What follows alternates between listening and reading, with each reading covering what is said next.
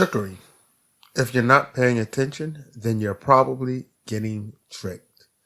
In this episode, we're going to be discussing the Internal Revenue Service tax laws and the purpose of paying taxes in our modern society. Of course, we understand that, when paying taxes is supposed to go to, schools, railroads, highways, Social Security, even funding a lot of government agendas such as military. Matter of fact, the Civil War was actually funded by tax law and the tax code and was imposed by the government for that particular purpose.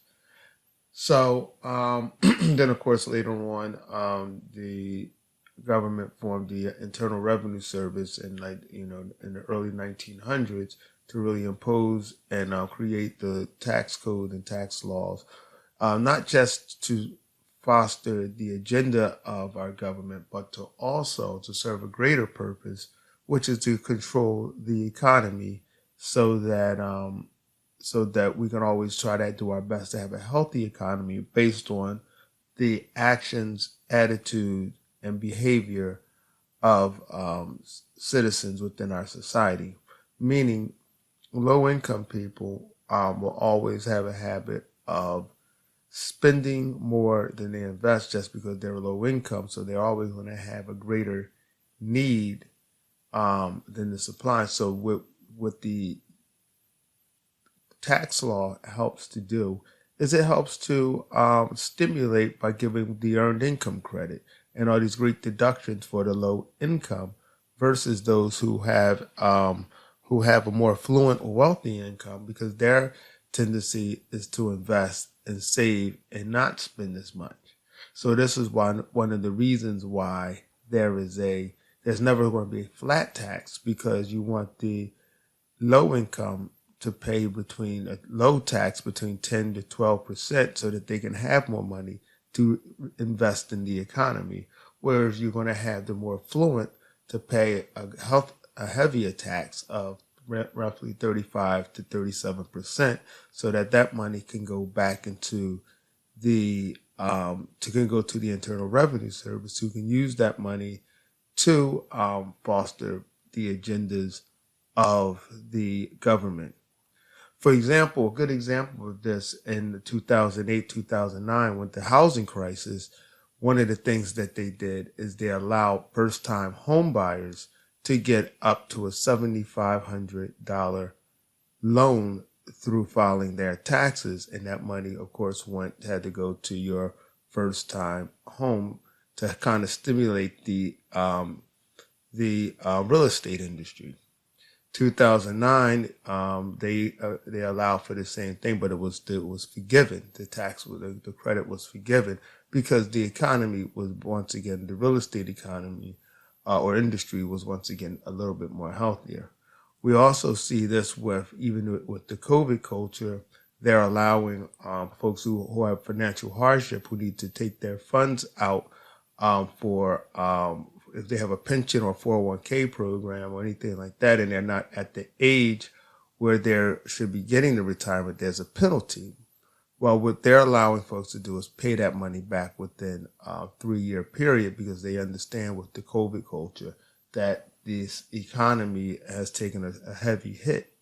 So they're not waiving any of the penalties, but they're allowing it to speed. The money that needs to be paid back can be paid back within a 3-year period as far as the taxes is concerned. Ironically enough, we're also seeing this with the deductions.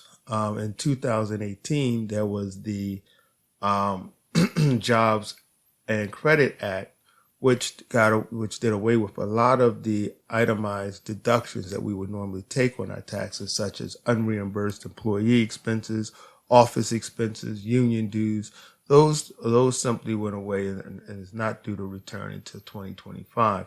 Now, you think that they would have restructured that based on COVID, and now a lot of folks is working from home, and that they wanted to give them those home office expenses and deductions. But the situation is just that by granting them those type of deductions, one of the things that happens is it's an incentive for you to stay at home more. And um, pretty much they, once this COVID thing is lifted, they want you to get back to, the office, because that once again helps to generate income as far as the economy. When you go into the office, you're spending on gas, you're spending on transportation, you're spending on your local eateries. And so that's all that stuff is healthy and is good for the economy, which once again goes to the point that the purpose of tax laws and tax code and regulations is not just to try to keep government running, but it's also to keep the economy pumping with and pumping and pretty much having some influence and control over the resources and how those resources are spent. So when we're trying to understand, well, why would they create a law, a tax code, a tax rule or regulation? That just seems not to make sense. You have to look at it, or who's it directly going to affect, and how is it going to influence the ebb and flow of what takes place in this economy? This is why the middle class is always hurt the most with any of these tax laws, because most of it is going to be designed for them to have a heavily tax burden, and there's no relief for the middle class as is relief for the low income, because low income, they get relief through a large refund, usually based on how many children and based on their income and based on how much they had withheld. Middle class sometimes sees the phase out of those particular credits. They're at the usually if you're around 45,000 with 2-3 kids, you're not receiving no earned income credit, even if you're single. Single member with 2 kids or whatever, you're not going to see any earned income credit. You see a little bit of the child tax credit. You'll see a little bit of the dependent care credit, but you're not going to get the impact as you would if you were in the low income. Those that are in the affluent bracket, one of the things that they have they have tax shelters, they have usually trust accounts, they usually have businesses in which they mainly can write a lot of deductions off through their business, especially if their business is pretty good. But you don't have that once again as a middle class wage earner. You are going to get hit with the major tax because you are the main one that's keeping this economy and keeping America afloat. So keep that in mind. In this world, it's either better to be on paper rich or wealthy or poor. But if you're stuck in the middle, you don't have too much leverage. So, and that's one of the main reasons, because you can squeeze the most out of the middle class. There's nowhere for them to really hide. They're kind of exposed as far as wages and as far as their wages, everything is documented and reported to the Internal Revenue Service. Low income folks, they pretty much know how to navigate. I would believe that they know how to navigate, but but a lot of these laws or whatever give them wiggle room because they know that they're going to get that money and put it back in the economy, like we were saying.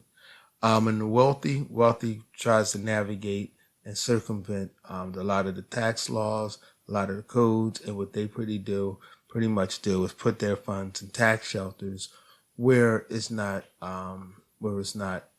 tax, or it's not a heavy tax burden. But who gets hit the hardest, right, is the middle class. So keep that in mind when understanding why these tax laws and codes is written. It's not written just to supply government with its agenda, because the number one agenda is to keep America running.